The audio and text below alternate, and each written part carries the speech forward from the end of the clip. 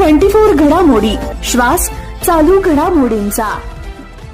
नमस्कार, न्यूज 24 घडामोडीमध्ये आपलं स्वागत आहे।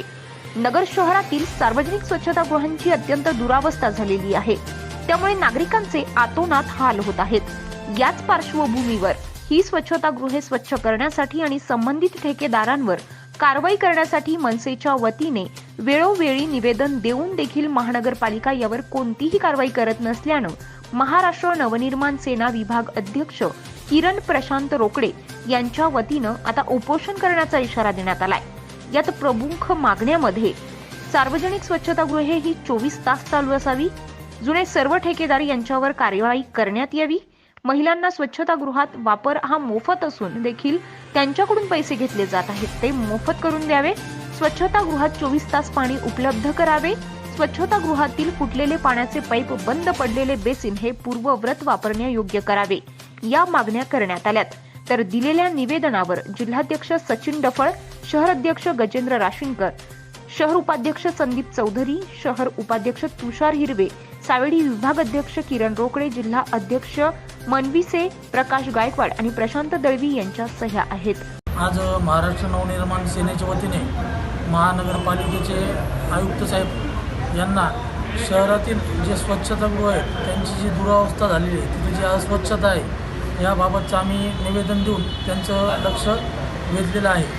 येत्या 8 दिवसात जर या स्वच्छतागृहांची व्यवस्थित स्वच्छता झाली नाही आणि ते रेग्युलरपणे जर सुरू झाले नाहीत तर महाराष्ट्र नवनिर्माण सेनेतर्फे 8 दिवसानंतर महापालिका कार्यालयात तीव्र स्वरूपाचे आंदोलन छेडण्यात येईल असा इशारा आम्ही माननीय आयुक्त साहेबांना दिलेला आहे। त्यांनीसुद्धा आमच्या तक्रारीची गंभीर दखल घेऊन की 8 दिवसाच्या आत यात सुधारणा होईल व सर्व स्वच्छतागृह स्वच्छ होऊन व्यवस्थितपणे चालू होतील।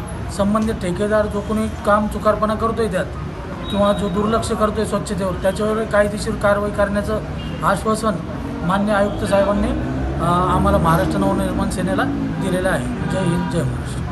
आज महानगरपालिकामध्ये येऊन आयुक्त साहेबांना भेटण्याचं कारण असं की मागं 2/1/2024 या रोजी महाराष्ट्र नवनिर्माण सेनेच्या वतीने उपायुक्त साहेबांना एक निवेदन देण्यात आलं होतं। निवेदनात मागणी अशी होती की जे स्वच्छतागृहे महानगरपालिकेच्या हद्दीमधील ते सर्वत्र घाण आहेत, तिथे कुठल्याही प्रकारची स्वच्छता नाही आहे, लाईट पाण्याची कुठलीही सोय नाही, याबाबत तक्रार करण्यात आली होती।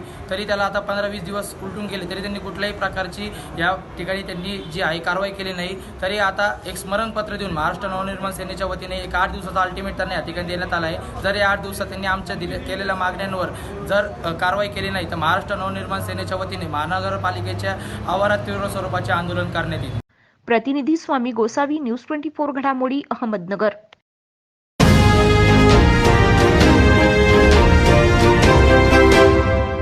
न्यूज 24 घडामोडी, श्वास चालू घडामोडींचा।